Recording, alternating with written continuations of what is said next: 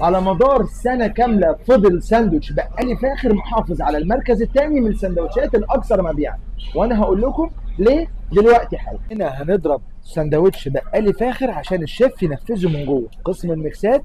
بقالي فاخر في العيش الفينو ودي.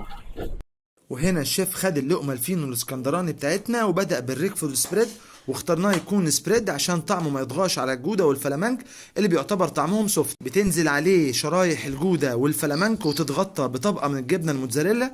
عايز اقول لكم لوحة فنية، وكل ده بينزل على الجريل لحد ما الجبنة الموتزاريلا تتحمص بالمنظر ده، والجودة والفلامنك والريكفورد سايحين على بعض من تحتها. وهنا يظهر الجمدان كله، لوحة فنية بورتريه رائع محتاجة الفنان اللي ياكلها. بصوا يا جماعة المطة ولا الريحة، لسه هجيلكم في الريحة. بصوا اللي هيحصل دلوقتي، انا هشمه دلوقتي. ايه ده ايه ده ايه الجمدان ده؟ يلا ندوق بقى كده. اوهو، مطة وسيحان وجودة وايه وفلامنك وريكفورد، الطعم رهيب.